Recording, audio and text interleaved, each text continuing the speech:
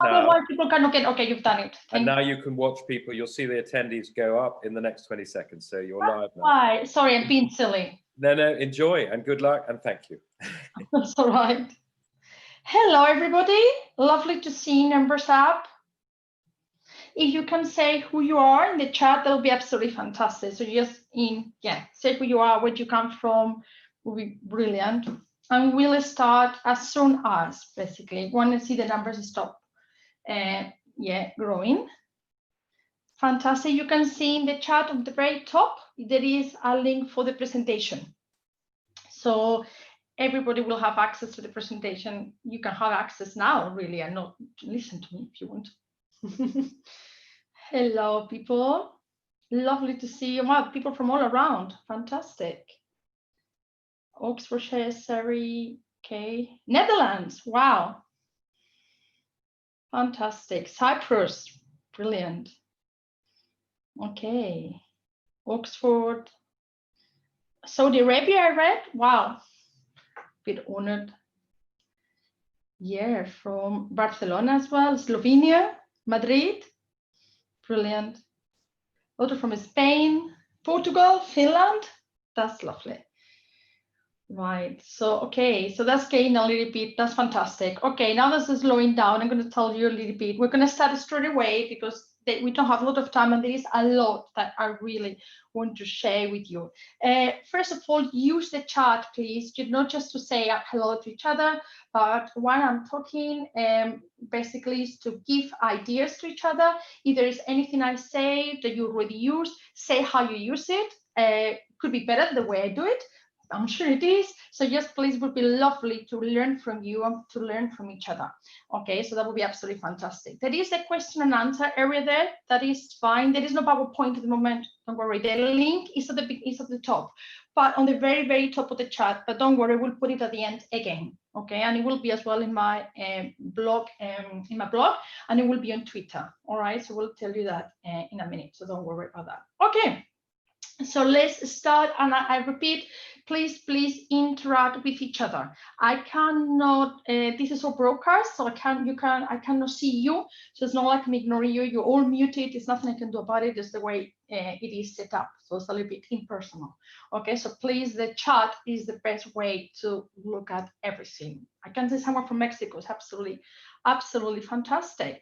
I hope everybody can hear me and everybody can, yes, everybody is on the moment. I think we're gonna start. Perfect, that's good. Okay, please communicate with each other with the chat and keep saying it for the newcomers. Please don't just stay there saying nothing. Please communicate, and that would be lovely. Okay, so let's start. I'm gonna close this one. I'm gonna share my screen now. Okay, share computer sound, everything. Okay, so that's it. Let's start then. Right, this webinar is about motivation and engagement in the classroom. The way I'm going to do it, I think there are two ways to motivate the students. On one side, we can motivate the students with a lot of excellent activities that we can do in the department. And I'm going to talk about that a little bit at the end. But that's not the purpose of the webinar. I would like to see how we can motivate the students from what we have more control of, which is basically our lessons. Because if you're in a department and you rely on your HOD or you rely on someone else to have to manage the activities for you, maybe doing something extra outside the classroom is not the most appropriate thing to work. And anyway, the motivation should come from the classroom. So let's start then. My name, by the way, is Salgado, Esmeralda Salgado. For those who don't know me, I am teacher, Spanish teacher, and secondary school in Cambridgeshire. And you can find me on Twitter in Botones Salgado, and I also have my own blog that you can have a look at the end of the presentation. So what makes motivation? What makes all these students, especially the low ability ones, to really get engaged? For me, I think the key is the confidence. I believe that if the students increase the confidence and they feel that they can do well, they can actually become motivated. How you become a student, how do you get confidence in the students? It is through making progress, basically. When you make progress, you feel confident and you think you can do it. How can we make sure that we make progress as students? Through great teaching, through the ingredients of great teaching. So I'm not implying that we are not great teachers, but sometimes we need to look at, I believe, to the little elements and the things that we do and reflect on how we'll think, how we present all these little blocks of learning. And I think by doing that, we can have amazing lessons that students make progress and they get confidence. And that's what the whole session is about. Okay, why is that? I believe in the notion of just right, a little bit like Goldilocks, not too hot, not too cold, just right. If we have great teaching and activities and neither too easy but neither too difficult, then we can make sure that students actually make progress, and by doing that, we actually motivate. We can motivate basically the students. So I think that's basically the theory behind. Okay, I think as well that it's very important as well to have high expectations in the students. I think that's really important. I think sometimes the students who are less engaged and less motivated are the ones from low ability groups, and sometimes we try to do very simple things for them, so simple that they become even less engaged. So a little bit of, you can do this is something that the top set are doing, this is something that other sets that can do, actually can be a really good thing to keep in mind when planning lessons. So I'm not saying too difficult that they give up, not too easy, just right then. Okay, so what makes great teaching? I'm gonna base the whole presentation on the Rosenshine's principles of instruction. I think these are very basic, principles that we all do actually, and it was good sometimes to think about the ways basically that we can look at basically from the principle, the simple things that we can do in lesson times. Rosenshine's principles of instruction are based on modeling, they're based on structured guided practice, check it for understanding, retrieval practice, and fluency. And these are the elements basically that we're going to concentrate on. At the same time, we add an element of game, an element of competition, and we do a lot of oral work to engage the student. Why oral work? When you ask the students, how do you think you're doing in languages?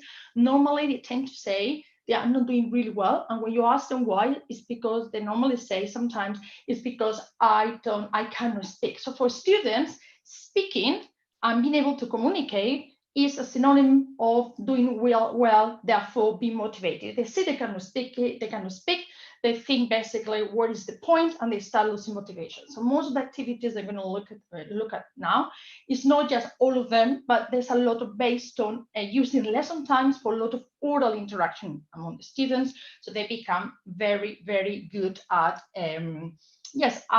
basically with confidence, and they think that they're actually doing well. So let's start with the first one, modeling. How can we make sure that through modeling we can basically accelerate progress and get increased confidence, therefore motivation? First of all, I'm going to talk a little bit about sentence builders. I'm not saying everybody needs to teach through sentence builders at all.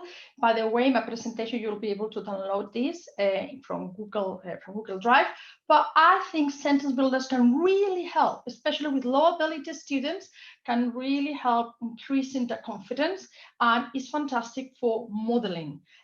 Why? Because they basically give them, if you practice this over and over again, they can create very good sentences. I mean, you can see this one, you can start from day one, start using the perfect tense.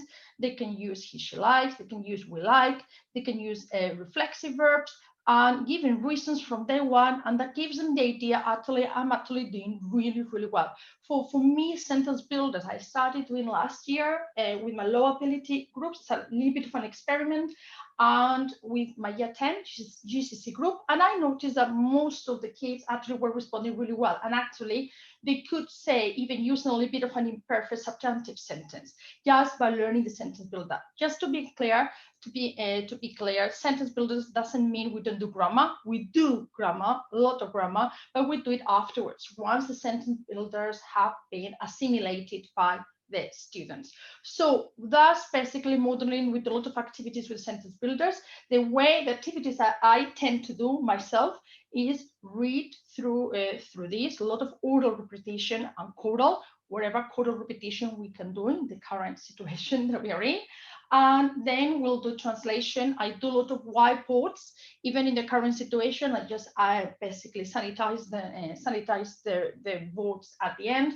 And then the idea is basically I do translation. I do dictation based on sentence builders. We repeat. I dictate. They write it down. I do the delayed dictation, where the kids basically I dictate a sentence using the sentence builder, but the kids, they're not allowed to write it straight away. They need to think. They need to stop for 10 seconds, and then after 10 seconds, then they're allowed to write it down. That helps them memorize the sentence builder. And just then we do translation from Spanish into English, then from English into Spanish, which is a little bit harder. So that's a little bit of the sequence that we'd use with modeling. I don't go through the whole sentence builder in one lesson, okay? Normally we do that divided in chunks, and I concentrate on a few of these words. Otherwise, you may have a little bit of connective overload, which is not very good either. So other activities you could do in the modeling that actually work very well to get the confidence in the kids and actually make the kids start using the language straight away. Another one that I use a lot is basically put the sentence in order. These are sentences based entirely on the sentence builder I just showed you. So very simple activity that I do. I can have 9, I can have 10 sentences in English, sometimes in Spanish if the kids are really, really low ability. And I just say the sentences in different order. The only thing they need to do in their box is to write the order in which I say the sentences. Why does this work? Because they're doing listening, they're recognizing the vocabulary. The sentences are very similar, so they need to be listening for the little detail, and they can have the sentence builders in front of them. So from day one, they have been successful in listening, which I think is very important to be able to speak at the same time. When you get something that is in yellow, it could be because there are 2 or 3 words in there that actually they were not in the sentence builder, and I will tell them what that means. Basically, so that's one of the activities there. The other one I do a lot is read, stop, and finish. And this is our activity as well that Jane Barsnett uses. She was talking about a few weeks ago. And this basically I do the reading sentences through the sentence builder. Some point I stop, and the kids need to finish with something that makes sense. And again, based on the sentence builder at this stage. So nothing, they don't need to think of something out of their head straight away. I tend to do that as well in pairs or as a whole class. So someone starts reading, then at some point I say stop, and someone has to finish the sentence. That seems to work really well as well. Another one is what I call bad listening. So for that one, this is what I do. I write a paragraph in English based entirely again on the famous sentence builders, and I read this in Spanish to the kids, but there will be differences from what I say and what the kids basically can basically read in English. I do this in 2 steps. Step 1, they just need to highlight differences. Step 2, they just need to write down what the actual difference was, either in Spanish or in English. I don't care at this stage, because the only thing I want them is to be able to recognize the vocabulary. And I've done this with a bottle set, a paragraph as big as this, because by this stage, we would have done a couple of lessons on interactive. With whiteboards, we would have been doing some modeling, some reading. So the kids, when they come here, actually they feel quite confident. And for those kids actually struggling a little bit, being able to do this is a massive step. If I've got a very, very, very low ability group, what I would do is maybe to have this in I think that's a smaller paragraph or in sentences, but that's the same thing, the same principle. Then we've got another really good one, where fill in the gaps without gaps. Another really good activity that keeps the kids basically on the go. I do this in the language lab. I record myself, but it could be done live. Basically, I read a paragraph and then got the paragraph in Spanish. But if you notice, there are bits like con me, bits that got missing things. Basically, they need to fill in the gaps, but they don't know where the gaps are. So this is again, they need to listen for detail, and all the vocabulary is based on the vocabulary that we've been practicing the sentence builder. So they are modeling all the time, listening to it in all different aspects from all angles. If you can record yourself, you can actually you can create your own little language lab in the room where the kids bring the little headphones, and you can do different listening activities. You can share the activities, the audio links with the students with Google Classroom, for example, or OneNote. And the other one is still in sentences. This is an activity from Gianfranco Conti, but I've done a little bit of a tweak. Basically, I've done a little bit of tweak on it. Basically, still in sentences means that you get a piece of basically some sentences, like the ones you can see on the board, 7 of them. And you give the kids some pieces of paper at the moment, because we are not allowed to do that. They're writing the sentences at the back of the book. And the numbers, sorry, if you don't write the sentence, the number. So in the pieces of paper, you give them 5. They need to write a number on each little piece of paper, and they go around the room. And the only thing they need to do is just read the sentences. So again, modeling and modeling and modeling. And once they read the sentence, if their partner has got the number of the sentence that they are reading, what they do is they're allowed to steal the sentence. So at the end, the winner is the person who has the most pieces of paper. At the moment, what we're doing is that they write the numbers at the back, and if the number is stolen, they just cross it, and the other person gets the number and writes down an extra 3 or an extra 4. That works really well. That's the original game. The way I do it as well, which is maybe not so good for modeling for the next stage, is for level 2, I do exactly the same activity, but now I take words. So the kids now, if you've been doing this for about, say, 20 minutes, they start remembering the bits. This is not a very good example because I'm using this from one topic and this is from another. Sorry about that. I just noticed that basically now. The idea is now this is the same sentences. They're supposed to be the same ones as before. This is based on 5 of them, but now there are gaps. So because they've been reading them, and again, based on the sentence builders, that basically promotes their memory and their confidence. And actually, they can say a quite difficult sentence quite well by the end. And then we go to level 3. Level 3 is the same sentences, but now they're in English. So they need to translate it. And they got in orange the initials in Spanish to help them. Some kids don't like the initials, they ignore them. Some kids, special ability kids, my students, they love having the initials there. So that's one of the things basically that I'm using. So that's basically still in sentences. And then the last activity they use for modeling is listening battleships. Basically, I write a lot of sentences in English based on the sentence builder on the topic that we're covering. And I just read the sentence in Spanish. And the only thing the students need to do is to write the coordinates. If I read the sentence, I tend to go to France. They need to write C2, 3D. I love this activity because later on I can use it in another stage. For the kids to do this orally. I'm playing Battleships. Then they can do in writing, because I may say, translate D2, B4, B5, reinforcing again the vocabulary, especially in Spanish, that is a phonetic language. So this is another one of my really good repertoire. Hopefully everybody got the idea. You just read sentences in Spanish and the kids write the coordinates. If you got very weak kids with dyslexia, what I tend to then, they find it extremely difficult to read this, although I gave it in big. So I just tell the kids, don't worry, don't write the coordinates, just try to write 2 or 3 key elements that you understood from the sentences I'm reading. And that seems to work quite well as well for low ability kids. So that was all modeling for you. Next thing is structured and guided practice. After doing a lot of modeling, it's the time now for the students to start speaking. And this is why, I start writing, especially speaking.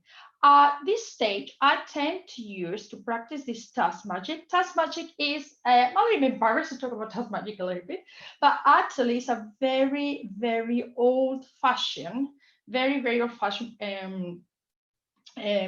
program that I used to use like 20 years ago, but I still use it because I think it's fantastic, and I don't like just moving and getting away from things just because basically they are old. You can get it from here, from mdlsoft.co.uk. You need to pay for it, yes, because it's installed in all the computers in your school.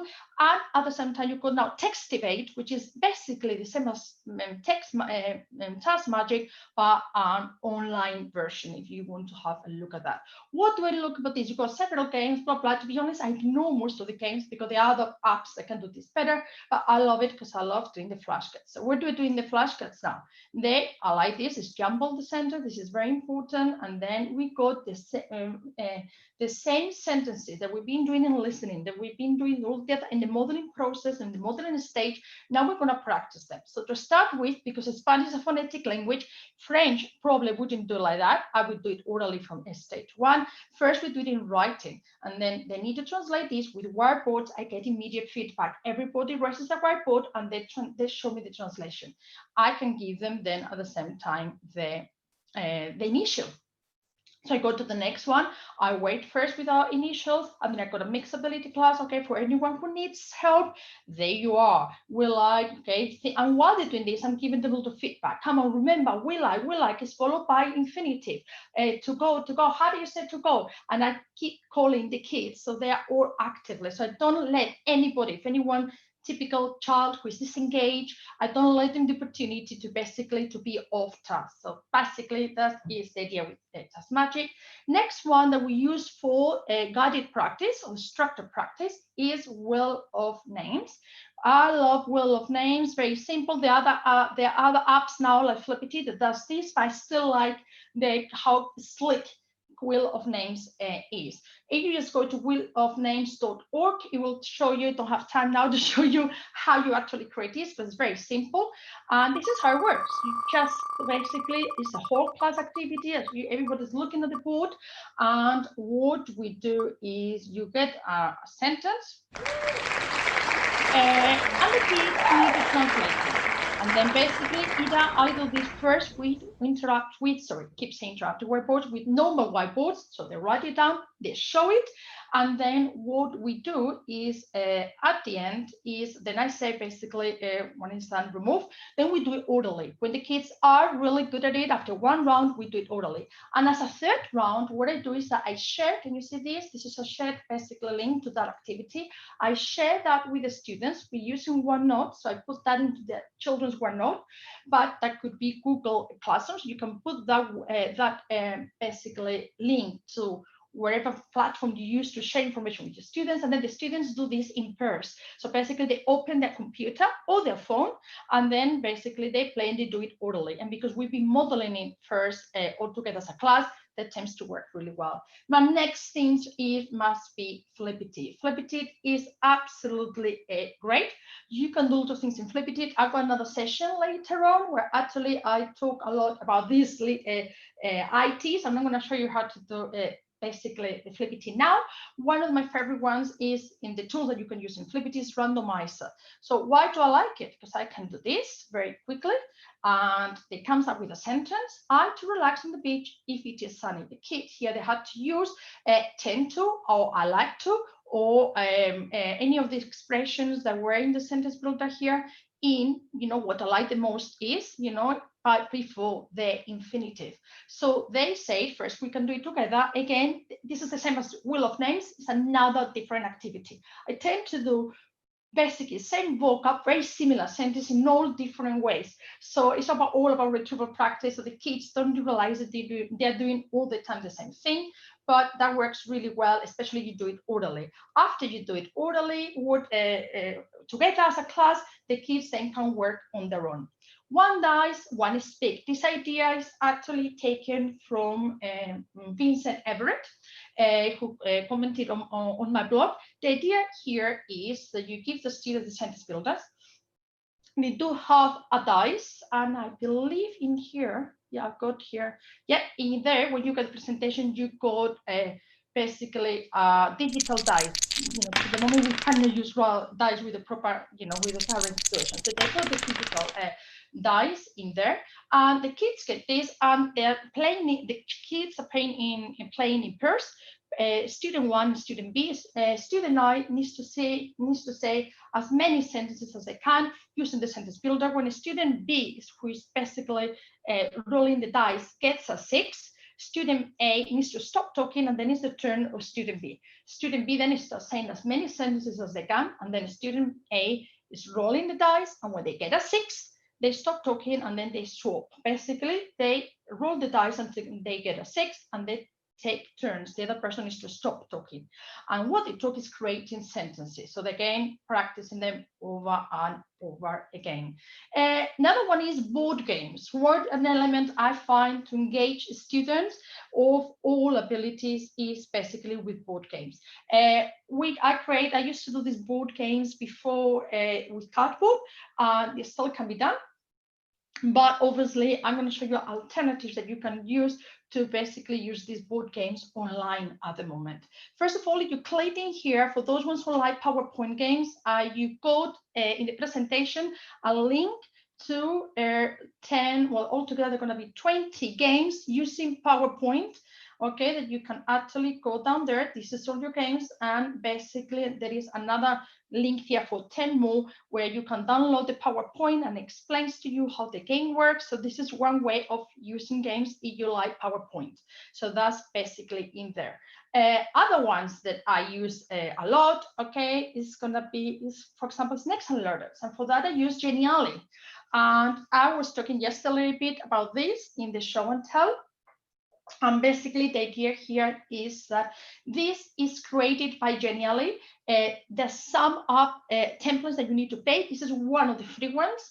And the idea is this is all done for you. So the only thing you need to do is to change the bits that are in the wrong things, okay? And you can see how that would be really good again for the practice. You got the same sentences that you've been doing in listening, that we've been doing with sentence builders, now in a different format as a game. The kids can move. They start playing in twos. They can play up to 4. I share the link to them. Once I create the activity, they get this, as you are seeing. They open their computer and they start playing. And they got an interactive dice, so that tells them where they need to move. When they get into a particular space, they open it. Sometimes it's a question, like here, and I wanted them to answer, you know, with la gente me molesta. Sometimes it's this. And when it's difficult, I give them basically an advice. And the beauty with this is that when you got these little windows, you can have that then links to other things. So you want to take the kids to do something or another app and then come back, you can. So it's so versatile. It's something really to look at genially. Okay, Jumanji this is again another free one that I want to show you. It's exactly the same. It's from Genially as well. You got everything. Here's to play in 4s, so you can everybody moves, and they need to pair to the top, to the front, to the middle. And everything they got something to basically to say every time they do, and they get into one of these little things. And at the end, they just get a little bit of my Bitmoji coming up. So these two are from Genially and they are free. And the template is done. So the only thing it takes you really would take about 15 minutes for you to create. And then I've got another games that you can play, blockbusters. In the PowerPoint games, you got a template for the blockbusters. And then another one, this is from Teach It. And one of my colleagues, Madame de la Bourg, from my school actually used it, and she gave me, I had forgotten about this. This is so simple because this is just a Word document taken from Teach It languages, I believe. And the kids can play Connect 5. The kids can play, you know, they can play with the digital dice. If they get a 4 and they get a 2, they need to translate this. This is where I did that actually last Thursday with my year 9s, and they had to. This is where to practice in the past tense and the present. all words in red, they have to say it in the past tense, all words, all the sentences in blue, in black, in the present tense. So that is really another really nice one. So this is basically with games. Jenga game, another type of games. Basically, you do the normal Jenga game, but every time that the students need to take a piece, they need to say a sentence. And the sentence could be something that in cards. So they need to take something, a list of sentence, a list of words, or even no preparation at all. Yet ask the students to create a sentence with that. And then if they say the sentence correctly, with their partners, they are allowed to take one piece of the Jenga game. We looked about stealing sentences already, but at this stage, I would concentrate on level 3. Translated pyramids, that's a really lovely one idea. This is from, came from Gianfranco. Basically, what you do is that I gave this template to a student gets this, and other student gets that. They just fold it, and then student A has to translate this. Student B has got the answer, so checks that what they're saying is correct. If they make a mistake, basically they need to start again to the top of the pyramid, and they become very competitive about it. But what I love about it is that at some point they always make a mistake and they need to start again, so they repeat over and over again. So every other student has got the answers from their partners, so they can check if it's correct or is not correct. So another activity that works really well. Then I would like to go, I need to mention Dictogloss, another really good activity that even for low ability kids, and I actually, believe it or not, I've done this with a low ability kid group.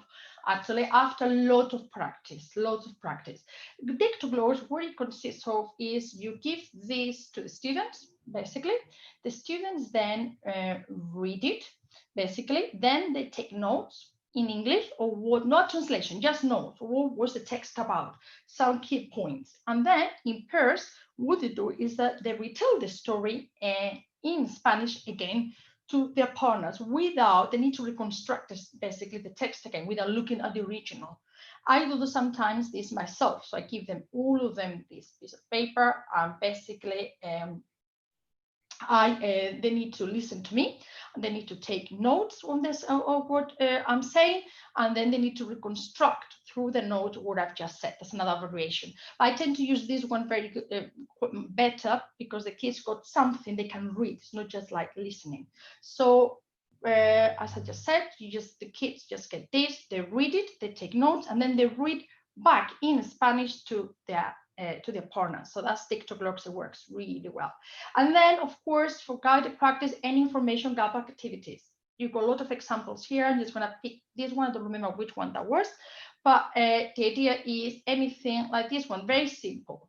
The kid is about healthy living, and you got a grid, 15 sentences, and then you got another grid here with the two missing, I think, there. And then some of they got the boxes missing, and the partners have got the boxes that they've got missing. So they just need to ask their partner, what is in number 1? What is in number 3? What is in number 5?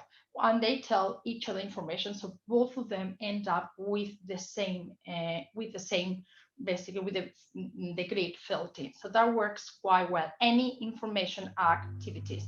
And running dictations, that works really well as well to motivate the students. Why? Because basically the idea is that you got something like this, you put it around the classrooms. I put 5 or 6 all around the classroom, and then the kids, they need to move on, and they're working in a list in twos. One person is sitting down, while another person is to run, reads the sentence, comes back to the partner, and needs to remember it. Again, very good for memory. The other person then either literally is like a dictation, writes it down, or literally can just translate it for them. So that works really well as very, very much repetition. More principle here is now the powers of questions. And for the powers of questions, I'm going to go very, very quick with that. I think that's very important as well to talk about motivation. What do we do in the classroom with our questions? If you ask a question, only the 4 or 5 who are very good will answer. So in my lessons, that is me cold calling. Sometimes I ask for volunteers, but most of the time it's just me telling them, you give me the answer. If the kids tell me, I don't know, say that's absolutely fine. What I do is that I basically go back to ask another student, and then I come back to the other student. So they heard basically a little bit, a model answer. So there's no opt out. You cannot say, now I will ask you 2 or 3 questions later. Now I think I use is that if the answer is not good, that was actually fine, but I think you can do better. Let's wait, let's do other modeling throughout the classroom, and then I come back to you. That works quite well. Or the thing pair share. If I say a question, sometimes the kids need thinking time, especially in another modern foreign languages. So rather than asking the questions and just wait for 5 seconds, I think as teachers, we're terrible for that. You go 30 seconds to think about an answer, share it with your partner, and then we're going to share it as a whole class. Whole class response. For that, whiteboards are amazing. And also very important, not to ask them, have you understood? Most of the time they will say yes, and they haven't really. So I always ask them, now tell me, what have you understood? And that little difference, they will need to keep something back, and then you can see if they have really understood or they really haven't understood at all. Then we go retrieval practice. Retrieval practice is really easy. We've already done it. It's basically everything that we're doing, all the activities that I showed you. I do that all the time, but if we don't practice it over and over again and we don't come back to them, the kids will forget, and this is extremely demotivated. And then suddenly, especially GCSE in the UK, when we have 12 so many topics to go through. So I always say to the students, in the way I do it in my lessons, I always come back and tell them, come back. I always include sentences and vocabulary from last week, from last lesson, from last month, from last year, okay? If you were some more basically information or inspiration about retrieval practice, you can go to this link, which is from the modern, the learning linguist, which I think is Rebecca Nobles, who is brilliant. And what she's done, she's collected here a lot of different templates for you to use that you can use for retrieval for retrieval practice at the beginning of the lesson. But what I do, I make my life so much easier. I don't use any special template. I just use the same activities I showed you before, like wheel of names, like flippity. I just use a little bit at the beginning of the lesson, or every so often I just reuse them as 5 minutes in my lesson. So that would work basically quite well. One way of doing this with mini whiteboards, if you don't want to use mini whiteboards, you can use word cloud, basically, which is basically, it is a little bit, it's a presentation where the kids, basically, you get my God, how can I explain book club? It's basically a presentation. You ask questions. The kids join your presentation with a special code, a little bit like a hood, but they can answer basically questions that you give them. And then yesterday we learned about spiral.uk, and spiral.uk does the same thing. So you create your own a presentation with a lot of different questions. The kids join you online, and then what you do is that you can see start coming on the board the different answers for everybody from your audience, which is your classroom. Okay, it's an interaction audience basically tool. Then you go for retrieval practice. They're wonderful quizzes, Quizlet, quizzes, carousel, all these elements. They are amazing to make sure that students keep on top of everything. The way I use Quizlet is I create, basically, this is my account, and if you look at all my folders, I create for every sentence builder that I have for the GCSE, I create basically Quizlet courses. So for the region, this is the one we do at the moment. So there's only 2. So if they go to, for example, to holidays hire, all the vocabulary we've done is here in little courses. And when I share with the students my sentence builders, using as well OneNote, I actually share with them my Quizlet course, so they can all the time, and I encourage them to use it, and we do a vocabulary test based on that. They don't need to use it. okay, at all, to learn the vocab, but is 99.9% of my students use the Quizlet courses. So that's actually really good for retrieval practice. Quizzes, again, every so often in your lesson, rather than doing anything, you like a bit more of technology, rather than just the wheel of names or something like that. You can do something like that. Quizzes is brilliant. You create your own quiz, like for example here, where you get a translation and the kids need to get basically the answer, and they submit it and they say if it's right or if it's wrong. I love quizzes because some of the questions can be open questions, which is brilliant for the oral questions. Before they do an oral, they can actually do the oral, they can actually practice what they would say here in writing before they actually speak, if that makes sense. So I tend to do it not just with vocabulary, but with sentences. You can see this, the bar is going, because I think I gave like 30 seconds or something like that to answer it, and the kids, they submit, and of course it would be incorrect because they didn't write anything. They see the answer and then go to the next one, basically. And that's basically how it works. So I like quizzes a lot. And the other one is Carousel Learning. This is something again from Jane Basnet. It is developed by Adam Boxer. Basically is another way of doing a quiz. So I'm going to use, I've got Helen Myers actually as one of my students to show this. This is how it looks. You create your basically, I've already studied, so you can see here that it says as well there is something written. You create your quiz. The quiz is very good because the way you create your quiz is with a spreadsheet that you just download onto the program, and the program will create the quiz for you automatically, and then you get that the kids need to answer it then, and at the end, when they've done all the questions, they can actually see if they are correct or they are not.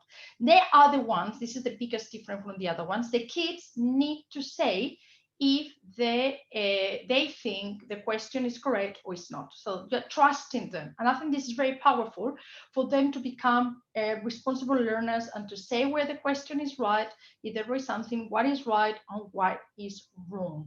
So that's a little bit, with all that. And then I would say as well, all the time, we always do the Quizlets and the quizzes for the kids. What about telling the kids to create their own quizzes themselves and or their own Quizlets? So sometimes what I do in my lessons, they do have the mobile with them, and when something comes up that in a reading, in a listening that is good, they add it to what they called a random Quizlet. And they got a random Quizlet for every topic. So they do have the official Quizlets with the sentence builders, but then a lot of random Quizlets for especially listening and reading vocabulary.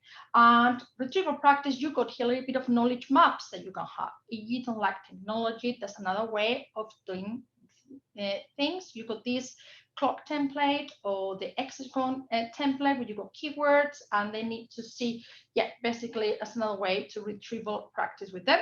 The idea here is to write a main topic, keywords from the same topic, and then in A, they need to write a sentence using the 2 keywords.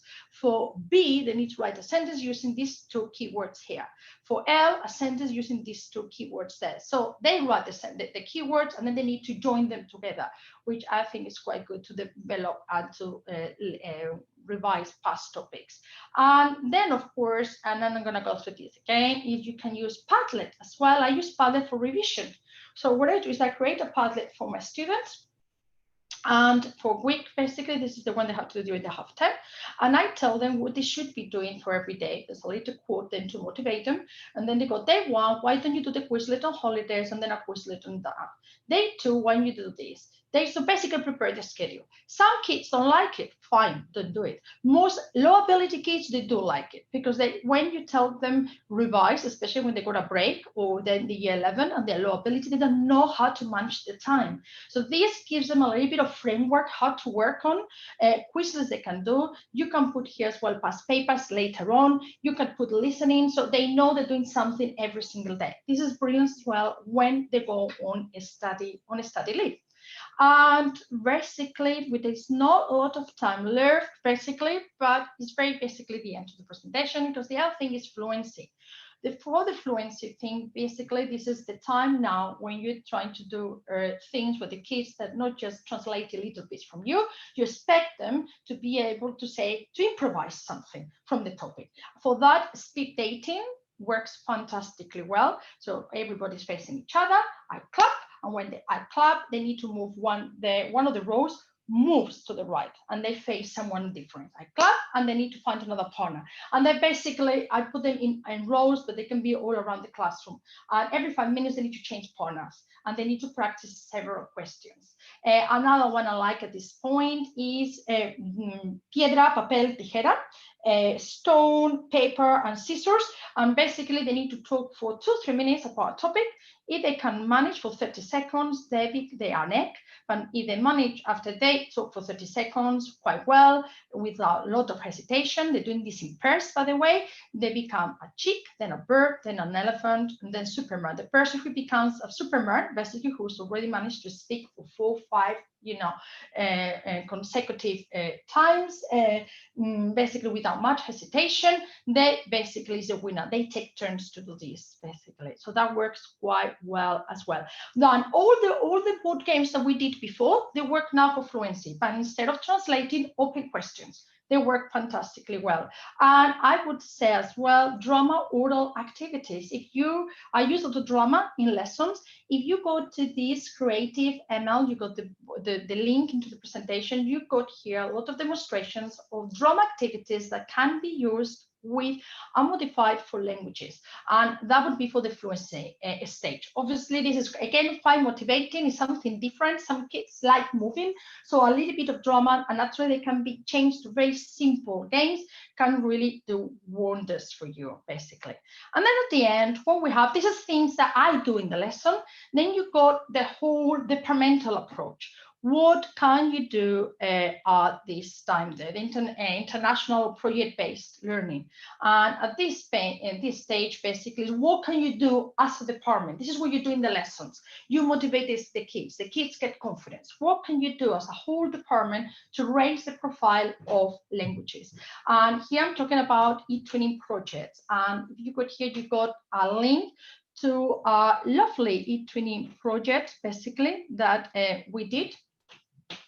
It is, yes, actually, this is from an Erasmus Etwinning project. Etwinning projects don't take long to set up. They can be very, very simple, and that is a great motivating factor because it allows you to work with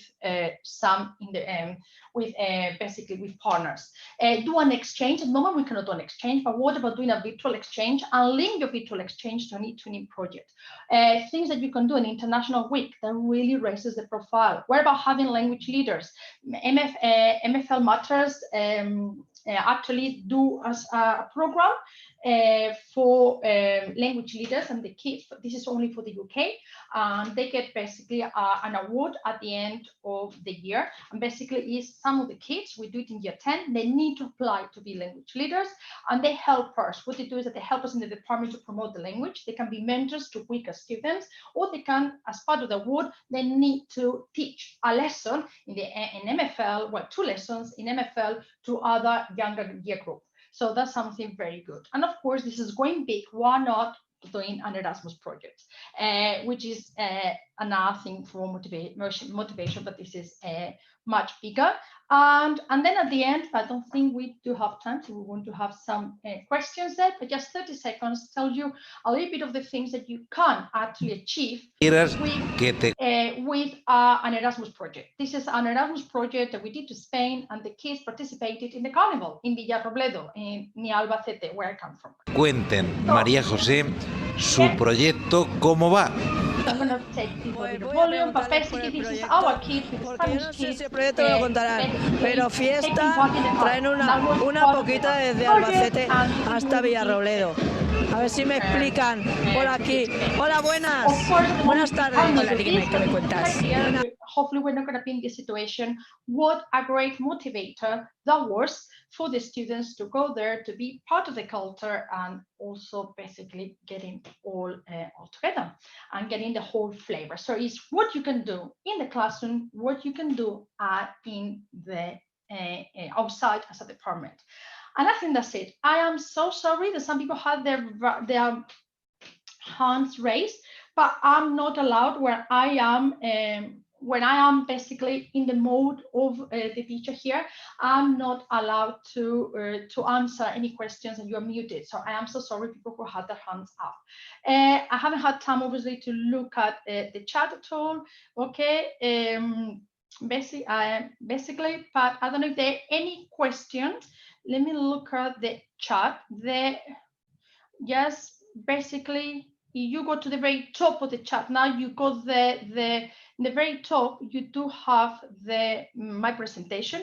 What I'm going to do is I'm going to copy again, and I'm going to put it to the very bottom of the chat. And actually, let me see, I'm going to, I know some people, I've forgotten something. I need to share my screen because I haven't told you anything, how to get in touch with me. So if I go back to share, sorry, not this one. I think I got 5 minutes. I made a mistake. I need to come back here. I'm going to share it again. If you come back here, there we are. Of course, I'm Esmeralda Salgado. This is my blog. This is, again, you want to take a screenshot. Basically, this is the presentation that is also in the chat. And basically, there you are. This is my blog. In my blog, I actually got a post about motivation. There is a lot of different posts for all different things. And so you want something about what I do, how we do it, and how we do it in our school, Kingsley, you can have that in there. And I'm going to go there, and I'm going to write, thank you for all the lovely comments. It was a lot, I know, but I like people, if they come to a webinar with me, that they go home with a lot of takeaway ideas that they can use from the one. And it's a pity because I cannot unmute you, so I cannot talk to you, which I find very weird, very, very, very weird. But we still got 20 minutes there. I don't know if there are any questions. Let me look at the questions and answers things. Repost link to presentation. Yes, I have. And the link to my presentation will also be in Twitter. After this, I will put it in Twitter. Remember, my Twitter is @botones_salgado. In Twitter is there. Let me put it again in the chat. The presentation link is there. I will put it on Twitter, and also I will put it in my blog. Okay. Yes, let me see other questions and answers. Unless I don't know where to find it. Can see the slides. Yes. I don't know. I was sharing my slides. Basically, I'm reading here. Ola can't see the slides yet, unless I don't know where to find it. I was sharing, so hopefully people found them. Could follow yeah, basically can find the presentation. Can you post the link to the presentation? Yes, it's already there. Sorry, where is the link? Yes, sorry, quizzes. Do you need to create a group, or is it enough to just give them the link? No, you don't need to create a group for quizzes. Yes, you create your activities. You just give them the link. This is the beauty of it. You can create a group if you want it, but you don't need to. Learning language, Carousel. Yes, all the links are in my presentation. You please send us a link for the PowerPoint presentations. Yes, they are. It is in here. So all the questions seem to be about the link. The link is there. Okay, let me see. I'm going to put it there. This is the third time I'm putting here. So everybody can see the link, but it's going to be in literally, I'm going to put them in 5, not appearing. Put it again. The recordings will be there anyway, and I'm putting them there again, and it will be on Twitter in @botones_salgado, which is my Twitter name. And it's been lovely to have you all. I wasn't expecting like it was like nearly about 400 people, which is amazing on a Sunday afternoon. But the idea, hopefully, is that what can we do in the classroom? We don't need any magic. It's all the things we do. They are all amazing. How can we maximize the little things that we do? And with a bit of technology and repeat it in all different ways so the kids feel really, really secure. That's basically the idea. The link, sorry, panelists, right? Panelists. Okay. I'm going to put it down there. I think, thank you very much. I apologize. I think I was doing it to only the panelists and attendees. Okay, this is the link again. I put it out twice, and it should be to the attendees. Sorry about that. I thought normally there was just all panelists and instead of attendees, it's just like a little hour here and I hadn't seen it. Apologies, okay? So very much. And I think I managed, to say very quickly, but I managed to say everything in about 45 minutes. I'm exhausted. I think I need a beer or maybe some wine. There was a lot of information. I know. I just want you to end up with a lot of really good things. It is basically the webinar is finished. There's another one starting. It should have finished by now anyway. I think I'm going to need to finish now because otherwise the next person cannot start in the room, So it's been lovely to see you all, and thank you, and see you another time. I'm talking again at 3 o'clock about IT tools. Bye now.